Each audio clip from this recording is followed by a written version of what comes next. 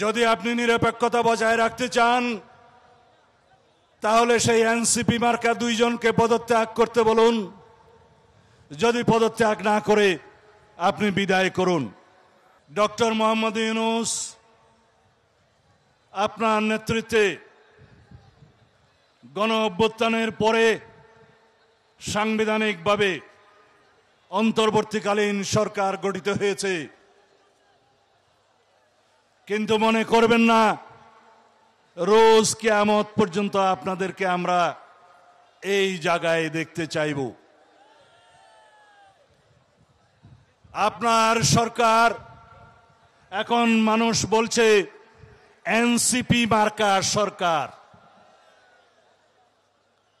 আপনার সরকারে এনসিপির দুইজন প্রতিনিধি বিদ্যমান, তারা উপদেষ্টা, তারা আবার এনসিপি সংগঠন করে, অফিসিয়ালি করে না, কিন্তু সবাই সবকিছু জানে, ওপেন সিক্রেট।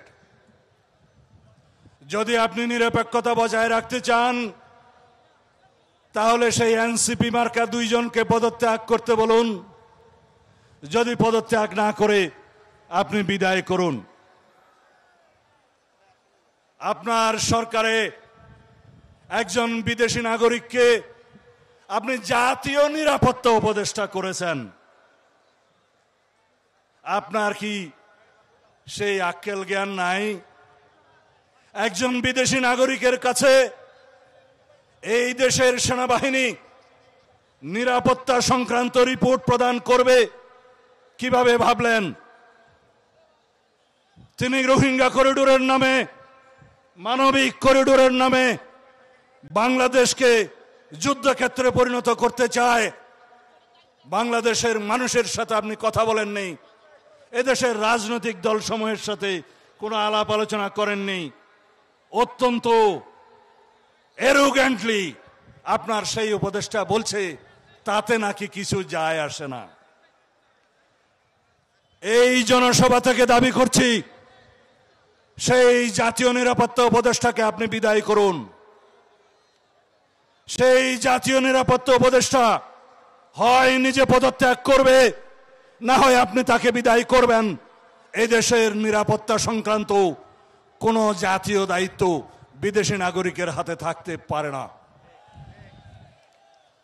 এই নাগরিক ষড়যন্ত্র করছে বাংলাদেশে একটি অস্থির পরিস্থিতি সৃষ্টি করার জন্য। আমরা তা হতে দেব না। এই দেশে বন্দর, করিডোর সবকিছু নাকি ইউনূস সরকারের অধিকারের মধ্যে পড়ে। বিদেশে আপনি কি কন্ট্রাক্ট করে এসেছেন জানি না, আপনি অবলীলাক্রমে বাংলাদেশের সমুদ্র বন্দর, নদী বন্দর, করিডোর সব বিদেশিদের হাতে হস্তান্তর করবেন। কি চুক্তি করে এসেছেন? কি এখতিয়ার আছে আপনার? কি ম্যান্ডেট নিয়ে এসেছেন? আপনার একমাত্র ম্যান্ডেট বাংলাদেশে একটি সাধারণ নির্বাচন অনুষ্ঠান করা, সুষ্ঠু, নিরপেক্ষ, অবাধ নির্বাচন অনুষ্ঠান করা।